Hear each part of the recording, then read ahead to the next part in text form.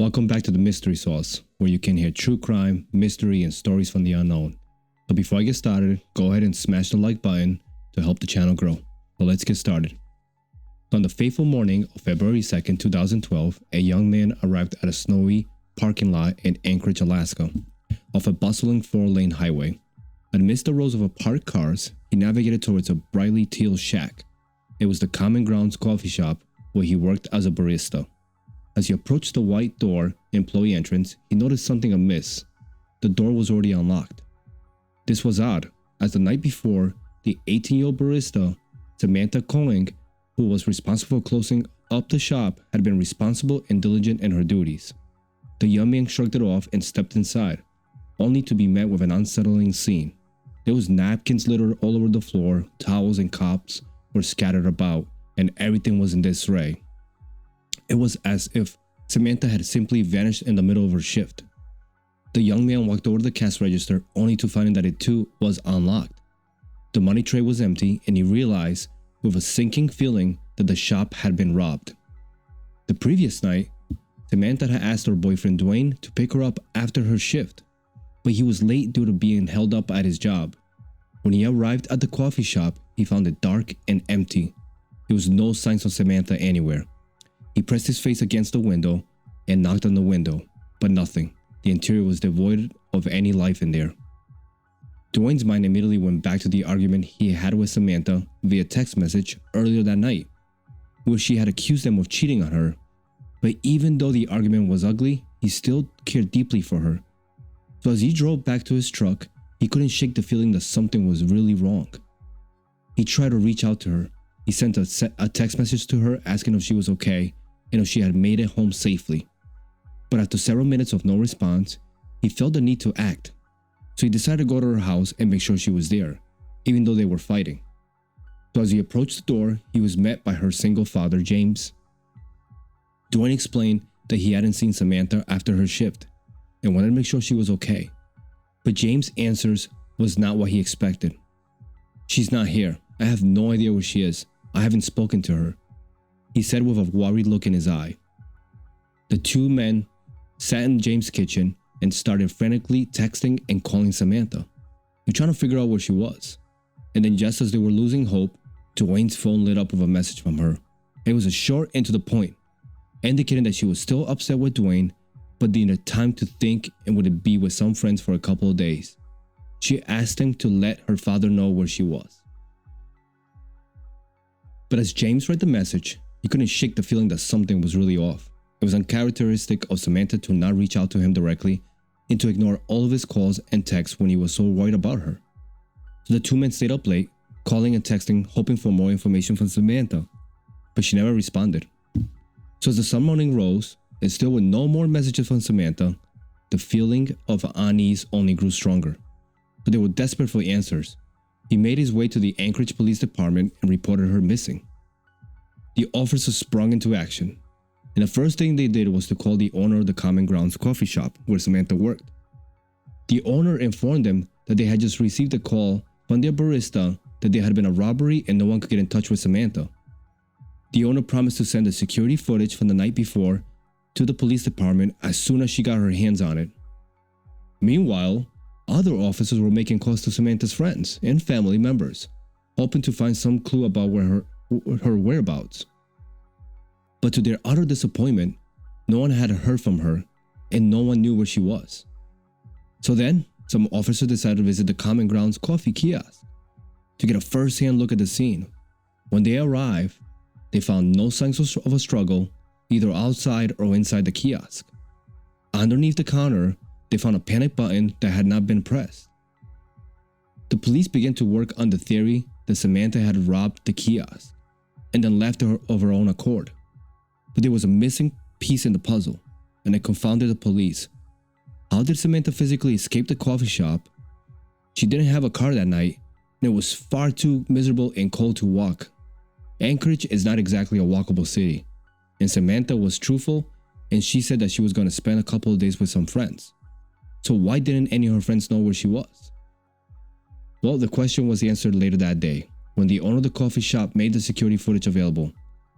The footage with no audio starts at around 8 p.m. on February 1st, 2012, the night Samantha went missing.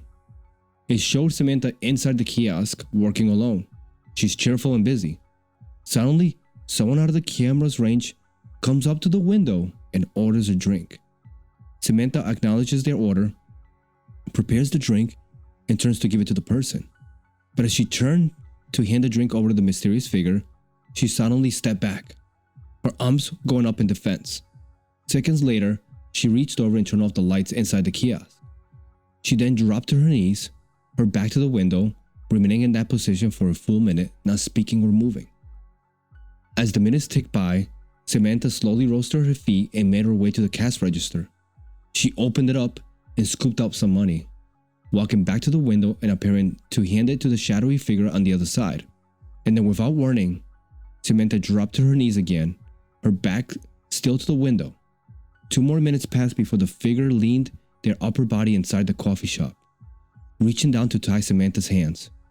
It was too dark inside the kiosk, so the footage was grainy, making it impossible to identify the figure. However, it was clear that it was a man. He was wearing a large sweatshirt and a hat pulled down low over his face. With Samantha's hands tied, the man leaped through the window, shutting it behind him. He stood Samantha up, putting a gun to her back, and marched her out to the employee door and across the lot to a white pickup truck, where he forced her inside and drove off. The police and the FBI launched an investigation, but hit dead end after dead end with no evidence to work with, other than a grainy surveillance footage. Despite her father James' efforts to rally the support of the 300,000 people living in Anchorage and the growing reward for information about Samantha's whereabouts, no one came forward with any useful information. So the days pass, there's no word from Samantha, and then on February 24th, 3 weeks after her disappearance, Dwayne received a text message from Samantha's phone, directing him to a sign in a nearby public park. He and James shared the information with the police and he raced to the park, arriving before the police. As they walked through the gates and down the main trail, their hearts pounding in anticipation, they finally arrived in front of a bulletin board. Tacked to the board was a small, clear plastic bag, which contained a typed ransom note. The note was accompanied by a black and white photo of Samantha, who looked dazed and disoriented, her blank expression suggesting that she was under duress. In the photo, a man was holding a newspaper, the Anchorage Daily News, dated February 13, 2012. The newspaper was included as a proof that Samantha was alive as of that date. The demands of the ransom note were clear.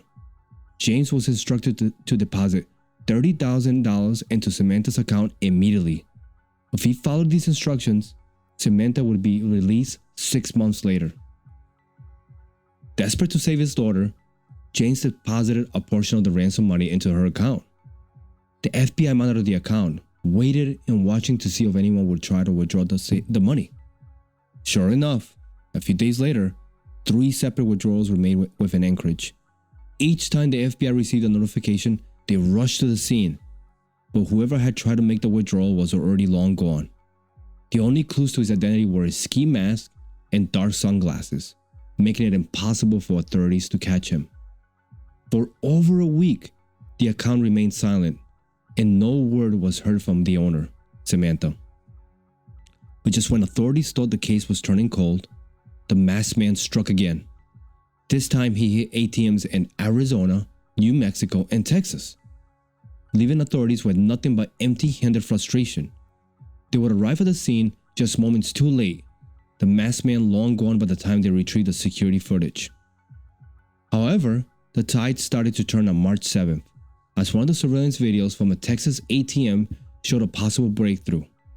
The masked man was caught on camera getting into a small, white Ford Focus sedan. Authorities were quick to spread the word, instructing all Texas patrolmen to keep a lookout for the particular vehicle. The persistence paid off, so on March 13th, as a Texas patrolman spotted the car sitting in a hotel parking lot, he waited patiently observing the movements of the driver, and as the man in his 30s emerged from one of the hotel rooms and got into the car, the patrolman followed. As he aimed his radar gun at the car, he noticed the man was driving 2 miles per above the speed limit, giving him just an excuse he needed to pull him over. The patrolman approached the driver's side window, which was already down, and as he peered inside, he was struck by the calm demeanor of the man behind the wheel. He asked for his license, and the guy handed the patrolman his license. The patrolman couldn't believe his luck as he gazed upon the man's Alaskan license. His name was Israel Keys, a 34-year-old resident of Anchorage. The patrolman knew he had found his man and quickly called for backup. As they searched Keys' car, they found a ski mask along with other clothes that matched the description of the masked man who had been making the ATM withdrawals. In the trunk, they also discovered a gun, Samantha's cell phone, and the debit card. Keys was arrested and brought into custody, but he denied any involvement in Samantha's disappearance.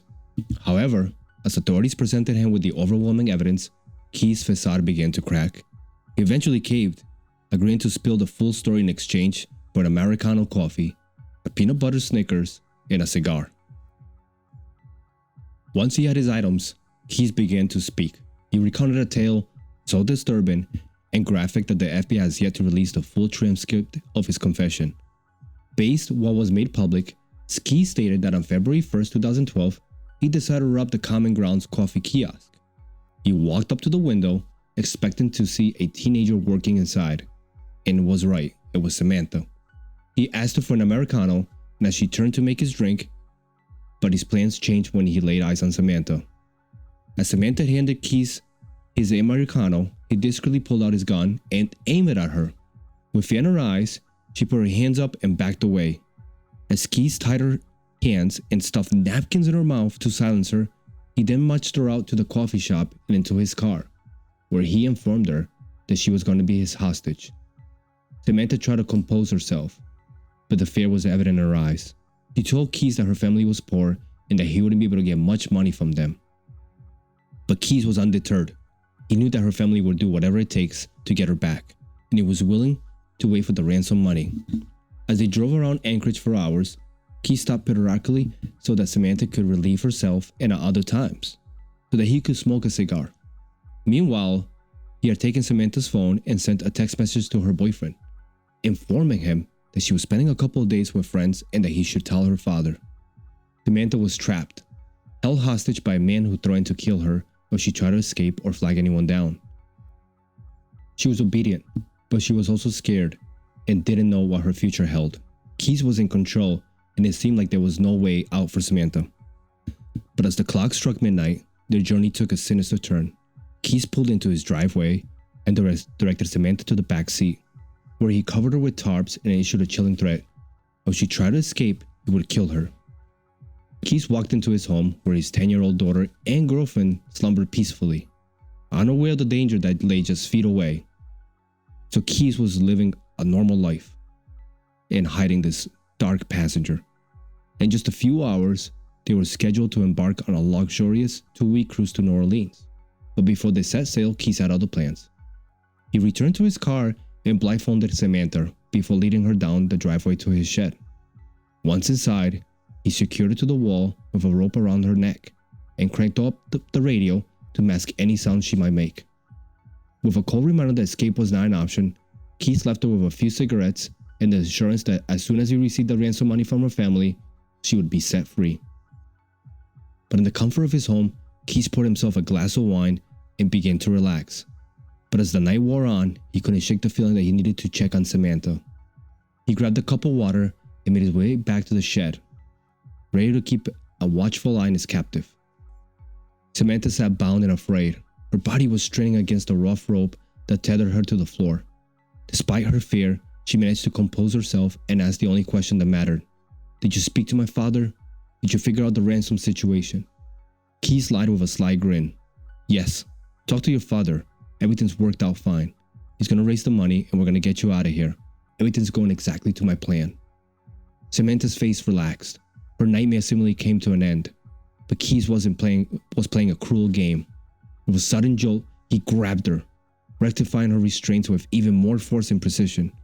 He wanted to see what she would do if she thought she was being set free. The truth was, there was no ransom. Keys had not spoken to her father and was all a lie. As he tightened the final knot, Samantha's face fell, a look of total resignation spreading across it. She knew what was about to happen.